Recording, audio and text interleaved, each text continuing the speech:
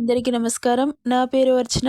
Welcome to mysterious stories. ఈరోజు కథ selling virginity. ఇల్లంతా డెకరేషన్‌తో నిండిపోయింది. ఇంట్లో అంతా హడావిడి చేస్తుంటే, "ఈ హడావిడేంటండి?" అని అడిగింది. "సర్ప్రైజ్" అంటూ కన్ను కొట్టాడు. ఆమెకేం అర్థం కాలేదు. ఇక మౌర్య ఓ కవర్‌లో ఉన్న చీర తీసి ఆమె చేతిలో పెట్టాడు. "వావ్! చాలా బావుందండి. నచ్చిందా నీకు?" "చాలా బాగా నచ్చింది." "హ్మ్. మరి కట్టనా?" అనగానే, "హా! మీరు కడతారా? ఏ? నేను కట్టకూడదా?" "అది కాదండి. మీకు చీర కట్టడం వచ్చా? నేర్చుకుంటాను" అంటూ చీరని పట్టి లాగేశాడు.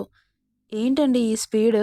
అంటుండగానే బ్లౌజ్ కూడా వేరై ఆమె ఒంటి మీదకి ఇంకో బ్లౌజ్ వచ్చేసింది. ఆమె షాక్‌లో ఉండగానే చీర కూడా కట్టడం మొదలెట్టాడు. షాక్ అయి చూస్తోంది వైనవి. ఇక పూర్తిగా కట్టేసి ఫేస్‌కి లైట్‌గా మేకప్ అద్ది, కళ్ళకి కాటుక పెట్టి లిప్‌స్టిక్ వేయకుండానే ఎర్రగా ఉన్న పెదాలని చూసి చిన్నగా నవ్వుతూ పెదవులపై చిన్నగా పెక్కించి, మెడలో ఇరిటేటింగ్‌గా ఉండకూడదు అని హెవీగా కాకుండా లైట్‌గా నగలేసి 5 మంత్స్ రావడంతో కాస్త ఎత్తుగా ఉన్న పొట్టని చేతితో తడుముతూ నాజూకుగా కనిపిస్తున్న నడుముకి దిష్టి చుక్క పెట్టి పొట్ట మీద పెదాలు అద్ది సన్నటి నడుము గొలుసు పెట్టి పాపిట్లో సింధూరం దిద్ది మెడికలు విరిచాడు. అతని రెప్ప వేయకుండా చూస్తూ ఉండిపోయింది వైనవి. అప్పటికే లేట్ అవడంతో ఆమెను తీసుకుని కిందికెళ్లాడు. చాలా అందంగా డెకరేట్ చేసిన మహారాణి చీరలో కూర్చోబెట్టి ముందుగా మౌర్య ఆమెను చేరి నుదిటిన కుంకుమ అద్ది చెంపలకి గంధం పోసి తల మీద అక్షింతలు వేస్తూ ఆశీర్వదిస్తుంటే అతని పాదాలని తాకింది. ఒకసారిగా ఏదో తెలియని పులకింత. అతనిలో పాదాలు తాకినంతసేపు అలా కళ్ళు మూసుకొని ఒక ట్రాన్స్‌లో ఉండిపోయాడు. ఇక కళ్ళు తెరిచి ఎదురుగా ఉన్న అతన్ని సతీని చూశాడు. చాలా నిండుగా కనిపిస్తోంది. చేతులకి నిండుగా గాజులు, చెంపలకి గంధం, నుదిటిన కుంకుమ. ఆమె మోముని దోసిట్లోకి తీసుకొని నుదిటిన ముద్దాడాడు. భర్త ప్రేమకి మురిసిపోయింది వైనవి. విజయ కూతురి అదృష్టానికి ఆమె కళ్ళు చెమ్మచేరాయి. ఇక ఒక్కొక్కరిగా వచ్చి ఆమెను ఆశీర్వదిస్తుంటే ప్రతి ఒక్క మూమెంట్‌ని కెమెరాలో బంధించేశారు. మౌర్య చూపులు మాత్రం వైనవిని తప్ప ఎటూ చూడట్లేదు. సార్ అన్న పిలుపుకి తల తిప్పి చూశాడు. ఎదురుగా అభి కనిపించడంతో, "హాయ్ అభి" అన్నాడు. "Hi sir. ఎలా ఉన్నారు?" "బావున్నాను. నువ్వెలా ఉన్నావు?" "బావున్నాను సార్. మమ్మల్ని ఆశీర్వదించండి" అంటూ తన వైఫ్‌తో కలిసి మౌర్య ఆశీర్వాదం తీసుకున్నాడు. "అభి ఏంటిది?" అంటూ వాళ్ళని లేపి, "పెళ్లి చేసుకున్నావా? మరి నాకు చెప్పలేదే?" "గ్రాండ్‌గా ఏం చేసుకోలేదు సార్. నాకు ఇంట్రెస్ట్ లేదు. సింపుల్‌గా చేసుకున్నాను. అందుకే ఇక్కడ కలిసిపోదామని వచ్చాను." "కంగ్రాట్స్ అభి. హ్యాపీ మ్యారీడ్ లైఫ్" అంటూ షేక్ హ్యాండ్ ఇచ్చాడు. "థ్యాంక్ యూ సార్" అంటూ అతన్ని హగ్ చేసుకున్నాడు. ఇక ఇది ఇలా ఉండగా వైనవిని వచ్చిన ముత్తైదువులంతా సంతోషంతో ఆశీర్వదించి వెళ్తుంటే వినయ్ లంచ్ ఏర్పాట్లు చేస్తున్నాడు. వచ్చిన వాళ్ళు వచ్చినట్లుగా లంచ్ చేసి వెళ్తున్నారు. అన్ని వెరైటీస్ ఎప్పుడు టేస్ట్ చేయలేదు అన్నట్లుగా అన్ని రకాల ఐటమ్స్‌ని అరేంజ్ చేశారు. వచ్చిన వాళ్ళంతా చాలా హ్యాపీగా తిని వెళ్ళిపోతుంటే సంతోషం అనిపించింది అతనికి. వైనవి అనగానే తల తిప్పి చూసింది. "ఇదిగో అభి వచ్చాడు" అని చెబుతుంటే, "అభి ఎలా ఉన్నావు?" అని చిన్నగా నవ్వింది. "బావున్నాను. నీ హెల్త్ ఎలా ఉంది?" అని అడిగాడు. "బావుంది. ఇదేంటి నువ్వు పెళ్లి చేసుకున్నావా?" అని అడిగింది పక్కన ఉన్న అతని వైఫ్‌ని చూసి. "అవును. పిలవలేనందుకు సారీ." "పర్లేదు. నువ్వే పరిస్థితుల్లో చేసుకున్నావో ఏంటో." అను. తను వైనవి. "నమస్తే మేడం" అనింది ఆ అమ్మాయి. "అయ్యో! నన్ను మేడం అని మరీ పెద్దదాన్ని చేయకమ్మా" అంటుంటే చిన్నగా నవ్వింది. "ఎలా ఉంది మ్యారీడ్ లైఫ్? అభి ఎలా చూసుకుంటున్నాడు?" "బావుంది. చాలా బాగా చూసుకుంటున్నారు." "వెరీ గుడ్" అని అలా కాసేపు కబుర్లు చెప్పుకొని అభి వాళ్ళతో కలిసి లంచ్ చేశారు నలుగురు. ఇక వీళ్ళు ఇలా మాట్లాడుకుంటుండగా, "మీరు మాట్లాడుతూ ఉండండి. నేనిప్పుడే వస్తాను" అంటూ మౌర్య మినిస్టర్స్ వస్తే వెళ్ళాడు. సిల్వర్ కలర్ లాంగ్ ఫ్రాక్‌లో అలా గబగబా నడుచుకుంటూ వచ్చి వినయ్ సీరియస్‌గా ఎవరితో మాట్లాడుతుంటే గుద్దేసి వెళ్ళిపోతున్న అతనిని చూసి, "హలో! ఎక్స్‌క్యూజ్ మీ" అంటూ అరిచాడు. "యాహ్!" అంటూ వెనక్కి తిరిగి చూసింది. "కళ్ళు నెత్తిలో పెట్టుకొని నడుస్తున్నావా? అలా గుద్దేసి వెళ్ళిపోతున్నావు? You idiot! నన్నే అంత మాట అంటావా? నువ్వే నేను నడిచే దారిలో విగ్రహంలా నిలబడింది. వచ్చే వాళ్ళకి దారివ్వాలని తెలీదా? మినిమమ్ కామన్ సెన్స్ లేకుండా ఎందుకొస్తారో ఏంటో" అని హ్యాండ్స్ ఫోల్డ్ చేసుకుని స్టైల్గా నిలబడుతూ అంటుంటే, ఏయ్ ఏంటి గుద్దేసి నా మీదకే ఫైర్ అవుతున్నావు అని ఆమె మీదకి వెళ్తూ అరుస్తుంటే, ఏంటి నన్నే వే అంటావా? నేనెవరో తెలుసా? మినిస్టర్ కూతుర్ని. హలో, నువ్వు మినిస్టర్ కూతురైతే నేను సీఎం అసిస్టెంట్ని. ఏంటి మినిస్టర్ కూతురని నీ ఇష్టానికి ప్రవర్తిస్తావా? రేయ్ మాటలు జాగ్రత్తగా రాని. నీలాంటి వాళ్ళ దగ్గర జాగ్రత్తలు పాటించను. నీ సంగతి ఇలా కాదు, మా డాడ్తో చెప్పి నీ ఉద్యోగం పీకించేలా చేస్తాను. అచ్చా, ఎన్ని ప్లాన్స్ ఉన్నాయో అవన్నీ వేసుకోమ్మా.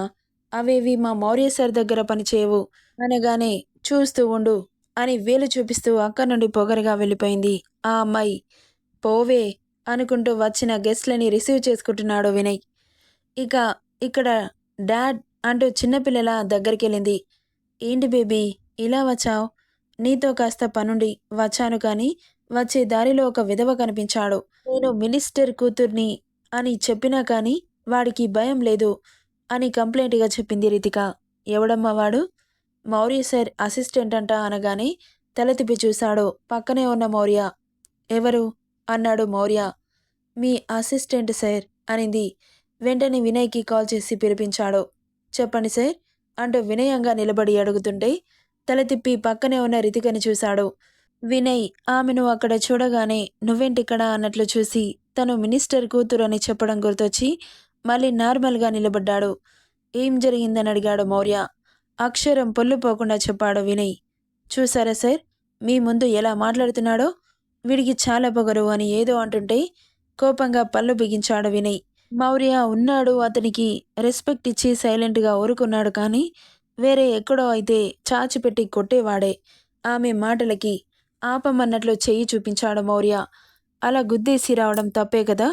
ఓకే, నువ్వు చూసుకోకుండా డాష్ ఇచ్చావు, సారీ చెప్పాలి కదా అన్నాడు మౌర్య. అతని మాటలకి గుడ్లు పెద్దవి చేసి చూస్తూ ఉంది. వినయ్ ఆమెను చూసి సైడ్ స్మైల్ చేశాడు. నీ సంగతి ఇలా కాదురా, బయటకు వెళ్ళాక చెబుతాను అని పళ్ళు కొరుకుతూ అతనికి మాత్రమే వినబడేలా తిట్టుకుంది. పక్కన ఉన్న మినిస్టర్ వీళ్ళ గొడవకి తలపట్టుకున్నాడు. వినయ్ ఆ అమ్మాయిని అలా తిట్టడం తప్పు, so say sorry to her అనగానే రితిక కళ్ళు మతాబుల్లా వెలిగిపోయాయి. వినయ్ ఫేస్ మాడిపోయింది. సారీ అన్నాడు. ఎస్ అని అక్కడ ఎగిరి గంతేసి thank you sir, thank you so much అని మౌర్యకి చెప్పి వినయ్ని పొగరుగా చూసి అనుకుంటూ మూతి తిప్పుతూ అక్కడి నుండి వెళ్తుంటే చిటికేశాడు మౌర్య. ఏంటి సార్ అనింది వెనక్కి తిరిగి. నువ్వు మాట్లాడిన మాటలకి అతనికి సారీ చెప్పు అనగానే ఇప్పుడు వినయ్ ఫేస్లో వెలుగొచ్చి చేరగా చెప్పవే అన్నట్లు చూస్తున్నాడు. నోట్లో గునుక్కుంటూ సారీ అని అక్కడి నుండి వెళ్ళిపోయింది. వినయ్ నవ్వుతూ థ్యాంక్ యూ సార్ అని చెప్పి బయటకు వెళ్ళిపోయాడు. మినిస్టర్ వీళ్ళ మధ్యలోకి రాలేదు. ఇక ఫంక్షన్ అయిపోవడంతో వైనవి చాలా అలసిపోయినట్లుగా అనిపిస్తుంటే ఆమెను చాలా జాగ్రత్తగా రూమ్కి తీసుకుని వచ్చాడు. ఒంటి మీద ఉన్న నగలని చీరని స్మూత్గా తీసి పక్కన పెడుతూ మ్యాక్సీ వేశాడు. నేను వేసుకుంటాను కదా, అది కూడా మీరే చేయాలా? నేను వేస్తే తప్పేంటి అంటూ ఆమెకు మేడ్ ఫుడ్ ఇచ్చి వెళ్ళడంతో తీసుకొని బెడ్ మీద కూర్చోబెట్టి ఆమె పక్కన తినిపిస్తున్నాడు. ఇక కాస్త తినగానే పొట్ట ఫుల్ అవడంతో ఇక చాలు అనింది. ఆగు, అత్తయ్యని పిలుస్తాను, నీకు దిష్టి తీసేస్తుంది అంటూ బయటకెళ్ళాడు. మౌర్య ఇంత పెద్ద హోదాలో ఉండి భార్యకి సేవలు చేయడమా, నేనింత అదృష్టవంతురాలిని అనుకుంటూ నిద్రొస్తుంటే అలాగే బెడ్ మీద వాలింది. అమ్మ వైనవి అని రూమ్కి వచ్చిన విజయ అమ్మా అంటూ మెల్లగా కూర్చుంది. ఆగమా, దిష్టి తీసేసాక పడుకో అంటూ తనకి దిష్టి తీసేసి ఇక పడుకోమ్మా అని చెప్పి వెళ్ళిపోయింది. ఆమెను మెల్లగా పడుకోబెట్టి బుగ్గ మీద ముద్దిస్తూ చాలా ముద్దుగా ఉన్నావు అన్నాడు. నవ్వింది.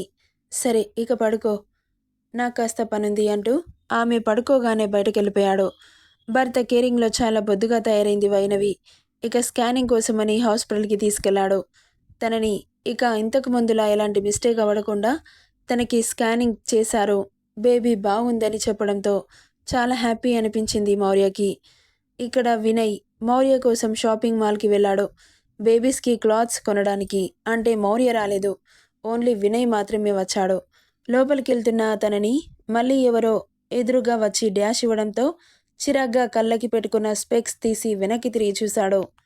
ఆ అమ్మాయి ఏం పట్టనట్లు అలా వెళ్ళిపోతుంటే ఆమె రెక్కపట్టి వెనక్కి లాగి చూసేసరికి రితిక పొగరుగా కళ్ళకున్న స్పెక్స్ తీసు హే హూ ఆర్ యూ అనింది స్టైల్గా. ఏంటి ఇంగ్లీష్లో తెగ పేలిపోతున్నావు అంటూ ఆమె బుగ్గలు పట్టి మళ్ళీ ఎందుకు డాష్ ఇచ్చావు సే సారీ అన్నాడు అతని చేతిని విసిరికొట్టి. ఏంట్రా నీకు సారీ చెప్పేది? ఆంబోతులా దారికి అడ్డంగా నిలబడితే డాష్ ఇవ్వక ముద్దు పెట్టుకుంటారా? అచ్చా ముద్దు పెట్టాలని అంత ఆశగా ఉందా? అయితే పెట్టేసేయ్, క్షమిస్తాను అన్నాడు. రేయ్ చంపుతా అనింది. ముద్దు పెట్టి నీ ఇష్టం వచ్చింది చేసుకో బేబీ అన్నాడు ఒకలాంటి వాయిస్తో. రేయ్ అసలేం మాట్లాడుతున్నావురా నువ్వు? నీ ఫేస్ ఒకసారి అద్దంలో చూసుకున్నావా?